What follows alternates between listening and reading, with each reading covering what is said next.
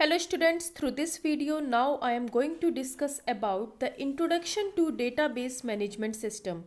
So इस video को start करने से पहले मैं कुछ बेसिक आइडिया दे दूं कि हम डेटाबेस क्यों पढ़ते हैं।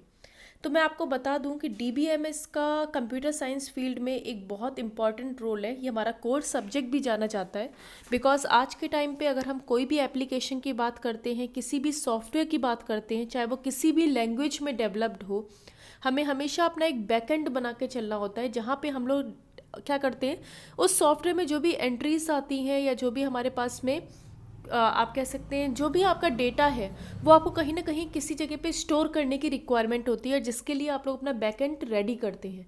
एंड आपको बता दूं वो बैकएंड ही हमारा क्या होता है, डेटाबेस होता है। अगर हम जनरली बात करें, हम सब लोग फ्लिपकार्ट यूज़ करते हैं। सो फ्लिपकार्ट हमारा फ्रंट एंड है जहाँ पे हम यूज़र उस पर्टिकुलर पेज को एक्सेस करते हैं। बट जो हम क्वेरी डालते हैं सर्च में कि हमें कोई क्लोथ्स चाहिए या फुटवेयर्स चाहिए, वहाँ पे हम जो रेंज स्पेसिफाई करते हैं, तो जो डेटा या जो पेज हमारे सामने डिस्प्ले होता है, एक्चुअली में वो जो डेटा है वो कहाँ से रिट्रीव्ड हो रहा है, हमारे बैकएंड में डेटाबेस से, जहाँ पे हमने कंप्लीट डेटा एक जगह पे स्टोर करके रखा हुआ है। तो चाहे हम कॉलेज मैनेजमेंट सिस्टम की बात करें, बैंकिंग सिस्टम की बात करें, कॉमर्शियली जितनी हमारी वेबसाइट्स हैं उनकी बात करें, कोई भी एप्लीकेशन हमारे लिए यूजलेस है जब तक हम उसका बैकएंड रेडी नहीं करते हैं। यानी कि एक एप्लीकेशन, एक सॉफ्टवेयर में जो भी इनकमिंग डेटा होता है वो कहाँ पे हमारा जाके स्टोर्ड होता है, डेटाबेस के अंदर। तो आई थिंक अब आपको जनरली आइडिया हो गया होगा कि हम ये सब्जेक्ट क्यों पढ़ रहे हैं। बेसिकली इस पूरे कोर्स करिकुलम में हम लोग सीखेंगे थोड़ा सा आर्किटेक्चर क्या होता है डेटाबेस का, किस तरीके से डेटाबेस के अंदर डेटा मैनेज्ड होता है। बट आज इस वीडियो के थ्रू हम लोग जानेंगे डेटाबेस मैनेजमेंट सिस्टम होता क्या है, क्या इसकी बेसिक नीड है, बेसिकली हम ये क्यों यूज़ कर रहे हैं डेटाबेस को। Okay, then what are the various applications of database management system and also what are the different advantages of database management system. So let's me discuss these topics one by one in detail. The first one is, what is database management system? So the short form of database management system is DBMS, which means database management system. तो अगर हम database DBMS को आप कह सकते हैं, अगर मैं 2 पार्ट्स में ब्रेक करूं, so the first part is database and the second part is management system. So what is database? जैसा भी मैंने आपको बताया कि डेटाबेस के अंदर बेसिकली हम लोग क्या करते हैं, डेटा स्टोर करते हैं. सो अगर एक परफेक्ट डेफिनेशन हम दे डेटाबेस की, so it is a collection of related data.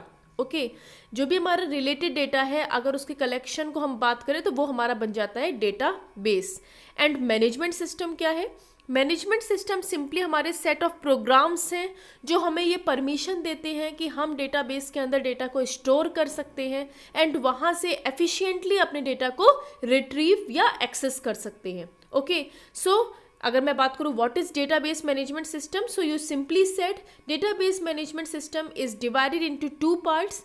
Database means collection of related data, and database management system means it is a set of programs which enable us to store and to retrieve or access data efficiently in database. Okay, so अगर मैं यहाँ पे एक definition, मैंने जो यहाँ पे definition लिखी है उसको मैं रीड करूँ, DBMS is a collection of interrelated data and set of programs to store and access those data in an easy and effective manner. Okay, सो ये तो हो गया हमारा व्हाट इज DBMS की. डेटाबेस हो गया collection of related data and database management system हो गया जो हमें बताता है कि ये हमारे सिंपली प्रोग्राम्स हैं जो हमें बताते हैं कि कैसे हम डेटा को एफिशिएंटली स्टोर कर सकते हैं एंड कैसे हम डेटा को एफिशिएंटली रिट्रीव या एक्सेस कर सकते हैं.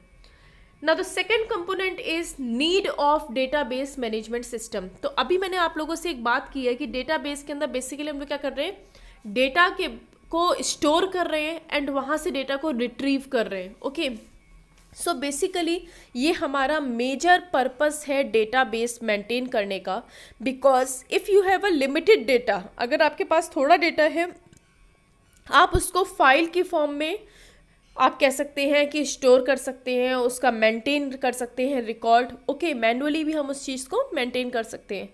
But if you have a large amount of data, so large amount of data को अगर आप फाइल की फॉर्म में मेंटेन करेंगे, so you should take lots of time, and even अगर इन फ्यूचर आपको डेटा को वहाँ से रिट्रीव करना है, सर्च करना है, एक्सेस करना है, तो आपको मैनुअली पूरे फाइल में डेटा को चेक करना पड़ेगा, and again it should take lots of time. Okay, so time को बेसिकली रिड्यूस करना, कि हमें सर्चिंग टाइम को रिड्यूस करना है, ओके, हमें रिट्रीवल प्रोसेस को के टाइम को रिड्यूस करना है। So for this we maintain database. So basically अगर हम बात करें what is the need of database management system, so the two most important need is, the first one is storage of data, means database के अंदर चाहे कितना भी amount of data है, लार्ज अमाउंट ऑफ डेटा को हम database के अंदर स्टोर कर सकते हैं efficiently. And the second one is for retrieval of data. So जितने भी हमारे पास डेटाबेस होते हैं उन सब के लिए हमारे पास करस्पॉन्डिंग कुछ लैंग्वेजेस होती हैं। For example if you talking about my SQL, so हमारे पास माई स्क्वेल एक लैंग्वेज है, ओके, जो हमें अलाउ करती है कि हम एफिशिएंटली क्वेरी इम्पोज कर सकते हैं डेटाबेस के ऊपर, और वहाँ से अपने डेटा को फास्टली रिट्रीव कर सकते हैं। ओके, सो बेसिकली यही तो हमारे मेन नीड है डेटाबेस मैनेजमेंट सिस्टम की। Now next is purpose of database management system. तो ऑलरेडी मैं आपको बता चुकी हूँ, जो नीड है वही हमारी पर्पस है। जैसे कि मैं आपसे एक general life, real life example share करती हूँ। सपोज करो एक यूनिवर्सिटी है, एक यूनिवर्सिटी के अंदर उसको स्टूडेंट का भी रिकॉर्ड मेंटेन करना है, बुक्स का रिकॉर्ड मेंटेन करना है, कोर्स का रिकॉर्ड मेंटेन करना है, टीचर्स का रिकॉर्ड मेंटेन करना है। सो वो सिंपली क्या कर सकता है, अपना एक डेटाबेस मेंटेन करे जहाँ पे जितनी भी इंफॉर्मेशन है, चाहे वो स्टूडेंट से रिलेटेड है या आपके टीचर्स से रिलेटेड है या आपके कोर्स से रिलेटेड है, कंप्लीट इंफॉर्मेशन को उस पर्टिकुलर डेटाबेस के अंदर स्टोर कर सकता है। And with the help of corresponding queries, okay, वहाँ से वो डेटा को एफिशिएंटली रिट्रीव कर सकता है, या उसमें कुछ नंबर ऑफ ऑपरेशंस परफॉर्म कर सकता है। लाइक कुछ नया डेटा ऐड करना है, वो एफिशिएंटली ऐड कर सकता है। कोई डेटा डिलीट करना है जो अनयूज्ड है, उसको डिलीट कर सकता है। किसी डेटा को अपडेट कर सकता है। ओके, सो कोई भी ऑपरेशंस अगर हमें डेटा के ऊपर अप्लाइड करने हैं तो हम लोग ईजिली अप्लाइड कर सकते हैं डेटाबेस के अंदर। Okay, so this is the basic purpose of DBMS।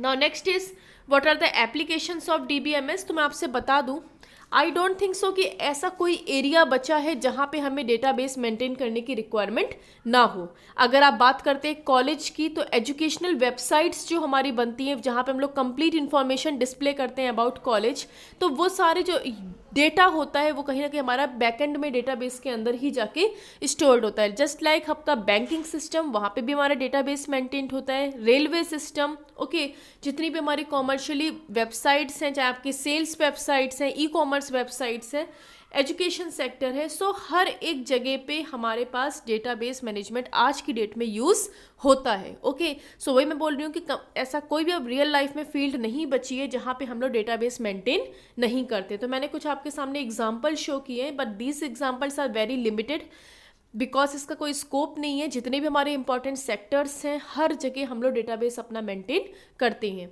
सो कुछ एग्जांपल्स हैं जो हम यहाँ पे देख सकते हैं। फर्स्ट इज टेलीकॉम, जहाँ पे हम लोग information regarding calls, network, customer details maintain करते हैं। ओके, एंड डेफिनेटली जो भी हमारी रिकॉर्ड्स होते हैं, चाहे वो कस्टमर से रिलेटेड है, चाहे वो कॉल से रिलेटेड है, वो सब जाकर हमारा डेटाबेस के अंदर स्टोर्ड होता है।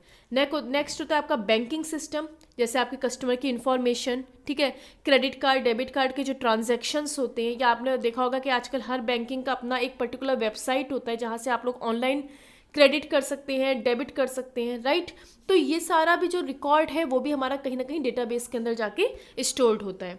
नेक्स्ट हो गया आपका सेल्स, जितनी भी हमारी आजकल ऑनलाइन सेल्स वेबसाइट है जहाँ पे हम लोग कस्टमर की इन्फॉर्मेशन, प्रोडक्ट की इन्फॉर्मेशन, या किस कस्टमर ने आज की डेट में क्या प्रोडक्ट परचेज किया है, क्या ऑर्डर प्लेस्ड किया है, तो ये सारी इन्फॉर्मेशन भी हम लोग अपना डेटाबेस के अंदर स्टोर करते हैं।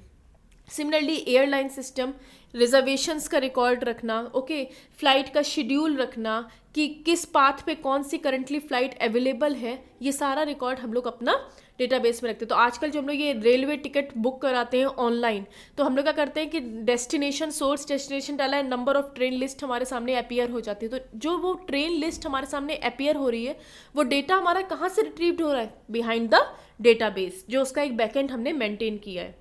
Just like your education sector, मैं ऑलरेडी आपको बता चुकी हूँ, स्कूल कॉलेजेस आजकल अपना पूरा डेटा मेंटेन करते हैं, जैसे स्टाफ डिटेल्स है, स्टूडेंट डिटेल्स हैं, कोर्स डिटेल्स हैं, एग्ज़ाम डिटेल्स है, पेमेंट डिटेल्स हैं। ओके, तो ये सारी डिटेल्स हमारी स्टोर्ड होती हैं inside the database. Like your online shopping, तो आपकी जो ऑनलाइन है अमेजन, फ्लिपकार्ट, ये सब क्या है, these are the online shopping websites. And जो डेटा आज की डेट में आप इनके अंदर देखते हैं, जो पेजेस आपके सामने खुल के आते हैं, जो प्रोडक्ट्स आप देखते हैं, वो सारा डेटा हमारा रिट्रीव्ड होता है फ्रॉम द डेटा बेस। तो ये मैंने कुछ एप्लीकेशन एरियाज आपके सामने डिस्कस किए हैं कि कहाँ कहाँ हम लोग डेटा बेस यूज़ कर सकते हैं। इसके अलावा भी हमारे पास नंबर ऑफ एरियाज हैं जहाँ पे हम लोग डेटा बेस यूज़ करते हैं। Okay, last one is advantages of DBMS। तो अभी हम लोगों ने कई सारी चीज़ें पढ़ी कि डेटाबेस होता क्या है, डेटाबेस मैनेजमेंट सिस्टम क्या होता है, कौन कौन से एप्लीकेशन एरियाज होते हैं डेटाबेस के, या हमारे पास में क्या नीड है, क्या पर्पस है, क्यों हम डेटाबेस मेंटेन कर रहे हैं। The most important thing is what are the advantages of database, कि अगर हम डेटाबेस बना रहे हैं या अगर हम डेटाबेस के अंदर डेटा का रिकॉर्ड मेंटेन कर रहे हैं तो उसके बिहाइंड कौन कौन सी हमारी एडवांटेजेस हैं। So let me discuss one by one. The first one is reducing data redundancy. जी हाँ, this is very important. अगर मैं बात करूँ तो ट्रेडिशनली हमारे पास जो डेटा होता था वो हम लोग अपना फाइल सिस्टम के फॉर्म में मेंटेन करते थे। वहाँ पे होता क्या था कि फाइल्स हमारे डिफरेंट लोकेशंस में जाके स्टोर्ड होती थी।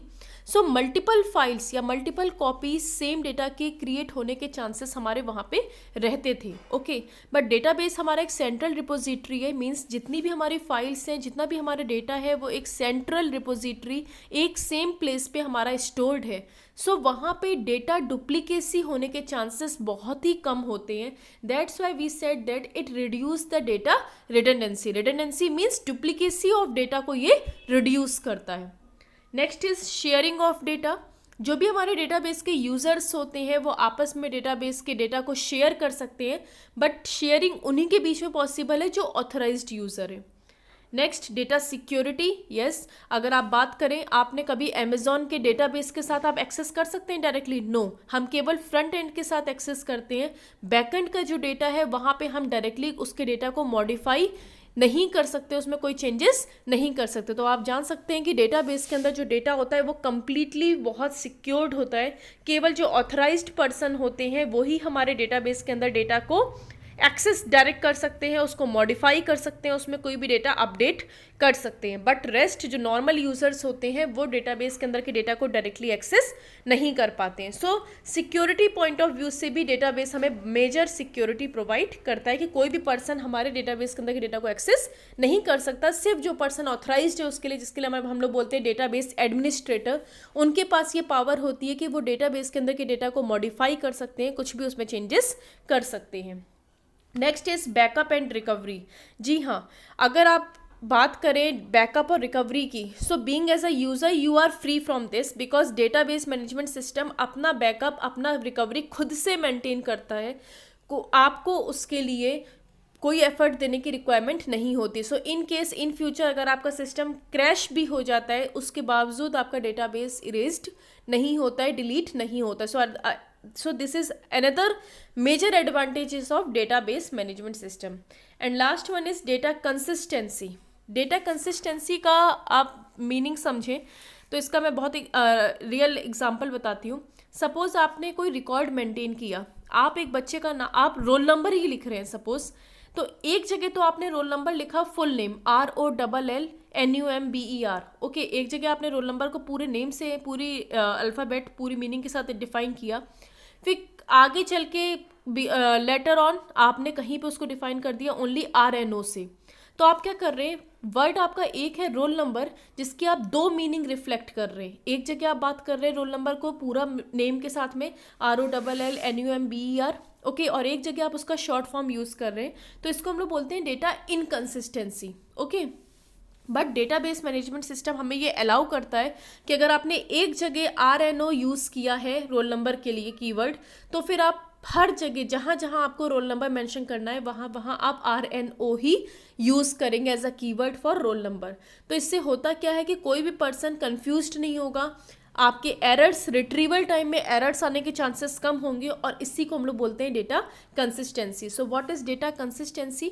डेटा कंसिस्टेंसी तब मिलती है अगर किसी भी वर्ड की वन सिंगल मीनिंग हो आपके डेटाबेस के अंदर, उसकी डुअल मीनिंग ना हो। Okay, so these are the advantages of database management system. So data redundancy means कि डुप्लीकेसी ऑफ डेटा नहीं होना चाहिए। शेयरिंग ऑफ डेटा मतलब डेटाबेस के जो यूजर्स होते हैं वो अपने आप में डेटा को शेयर कर सकते हैं, केवल authorised users.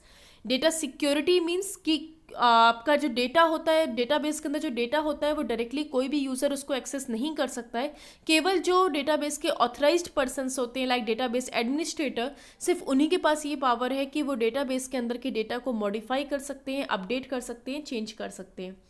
Next is backup and recovery. So database management system खुद से अपना बैकअप रिकवरी मेंटेन करता है। सो अगर आपका सिस्टम कभी फेल हो रहा है, क्रैश हो रहा है, तो भी आपका डेटा डिलीट नहीं होता है। And last one is data consistency. Data consistency means अगर आपके डेटा का वन सिंगल मीनिंग है थ्रू आउट डेटाबेस, तो उसी को हम लोग बोलते हैं data consistency. So I think students, through this video now you are able to learn what is database management system, why database is important, what is the need of database management system, what are the application areas where we maintain database, and last one is what are the various advantages of database management system. Okay, but students please आप मेरे channel को like कीजिए, share कीजिए, subscribe कीजिए, ताकि आगे जो भी मैं वीडियोस आपकी डालूँ आपको वो ईजिली आप तक पहुँच पाए। Okay, so thank you students.